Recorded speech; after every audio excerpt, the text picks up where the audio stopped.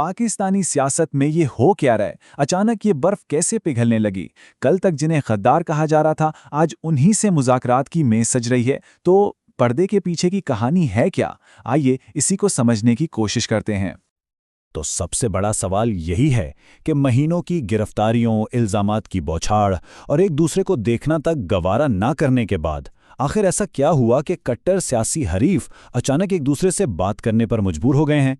ये तब्दीली आई कैसे? और देखिए, ये कोई एक आध मुलाकात की बात नहीं है, ये तो राब्तों का एक पूरा सिलसिला शुरू हो गया है।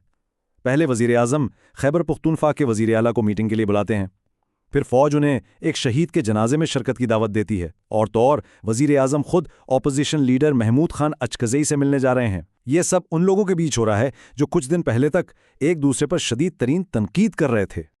जरा सोचिए, ये कितना बड़ा यू टर्न है। जिन्हें चंद हफ्ते पहले तक गद्दार और दहशतगर्द कहा जा रहा था, आज उन्हीं ही मुज़ाकरात की मेज़ पर बुलाया जा रहा है। तो फिर वही सवाल, आखिर वो कौन सी मजबूरी है जिसने ये सब करने पर मजबूर कर दिया? अच्छा, इस तब्दीली को समझने के लिए दो बड़ी दिलचस्प मिसालें हैं, दो कहानियां हैं जो ये बताती हैं कि कभी-कभी शदीद दबाव बड़े बड़ों को भी झुकने पर मजबूर कर देता है। पहली मिसाल तो उस माँ की है जिसने अपने बेटे को पिटता देखकर पुलिस वाले से कहा, भाई तुम्हारा भला हो, कम से कम तुम्हारी वजह से इसे अपनी माँ तो याद आ गई। मतलब जब दबाव पड़ता है ना, तो इंसान को अपनी असल याद आ ही जाती है। और दूसरी मिसाल भी कुछ ऐसी ही है। कहते हैं कि एक सियासतदान ने कहा था, मुझे इस बात की खुशी है कि मैंने उस आदमी को जिसकी गर्दन में सरिया था, उसे भी घर घर जाकर वोट मांगना सिखा दिया। यानी मुश्किल वक्त बड़े से बड़े मगरूर इंसान को भी आजिज़ी सिखा देता है। तो ये दोनों मिसालें आज की सियासत पर बिल्कुल फिट बैठती हैं। एक ताकतवर निज़ाम अपना रवैया बदलने पर मजबूर नजर आ रहा है। क्यों?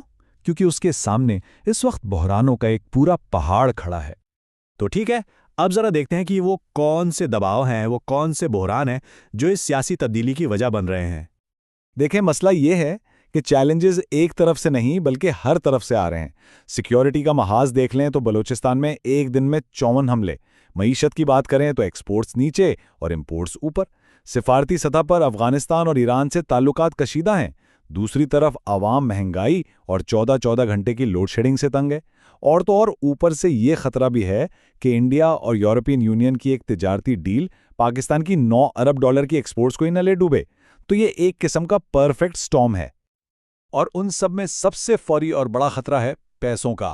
मुत्तहिदा अरब इमारात का $2 अरब का कर्ज है जो वापस करना है या रोल ओवर करवाना है। अब सोचिए, मुल्क के कुल ज़खायरी सिर्फ $4 अरब हों तो उसमें से $2 अरब की अदायगी, ये कितना बड़ा चैलेंज है। तो इतने शदीद दबाव में ये जो अचानक दोस्ती की बातें और मुलाकातें हो रही हैं, उसके पीछे की असल कहानी के बारे में एक थ्योरी सामने आ रही है। और वो थियरी ये है कि ये सब कुछ एक क्लासिक ट्रक की बत्ती है, यानी असल मसाइल से ध्यान हटाने के लिए एक चाल चली जा रही है। यानी मंसूबा कुछ यूं है, पहला कदम ऑपोजिशन से बातचीत शुरू करो ताकि सियासी माहौल थोड़ा ठंडा हो। दूसरा, उन मुज़ाकरात को ट्रक की बत्ती बनाकर सबका ध्यान बड़े बहरानों से हटाओ। इससे क्या होगा? इससे वक्त मिल जाएगा ताकि पर्दे के पीछे माशी और सिक्योरिटी के मामलात संभाले जा सके, और साथ ही दुनिया को भी दिखाया जा सके कि देखें जी, हम तो सबसे बात कर रहे हैं, मुल्क में इस्तेहकाम ला रहे हैं। लेकिन अगर ये एक चाल है तो जाहिर है ऑपोजिशन भी इस खेल को समझ रही है और उनके पास भी इसका जवाब तैयार है। यहां पर अब सियासी शतरंज की असल बाजी शुरू होती है। हुकूमत का मंसूबा है कि मुज़ाकरात से तवज्जो हटाई जाए। जवाब में ऑपोजिशन कहती है, ठीक है, मुज़ाकरात करेंगे लेकिन अपना दबाव बरकरार रखेंगे। हुकूमत वक्त हासिल करना चाहती है, ऑपोजिशन कहती है कि हम मुज़ामत जारी रखेंगे। तो एक तरफ बातचीत और दूसरी तरफ दबाव, दोनों साथ साथ चलेंगे। अपोजिशन की मंतिक बहुत सीधी और साफ है। मुफाहमत जरूर करेंगे लेकिन मुज़ाहमत के साथ। उनका कहना है कि हमें मेज़ पर लाने वाली चीज़ ही मुज़ाहमत है और मेज़ पर रखने वाली चीज़ भी यही मुज़ाहमत ही होगी। और इस सारी सूरत हाल पर एक पुरानी सियासी कहावत बिल्कुल ठीक बैठती है कि जब ये मुश्किल में होते हैं तो पाँव पकड़ते हैं, और जब इनके हालात ठीक हो जाएं तो यही लोग गिरेबान पकड़ते हैं। तो खुलासा यह है कि हम इस वक्त एक बहुत ही दिलचस्प सियासी खेल देख रहे हैं, जहां एक तरफ बातचीत की मेज़ सजी है और दूसरी तरफ दबाव की सियासत भी उरूज पर है। और ये सब हमें एक बड़े सवाल पर लाकर छोड़ देता है, क्या ये वाकई दिलों को मिलाने की एक संजीदा कोशिश है या फिर एक नए तूफान से पहले की खामोशी?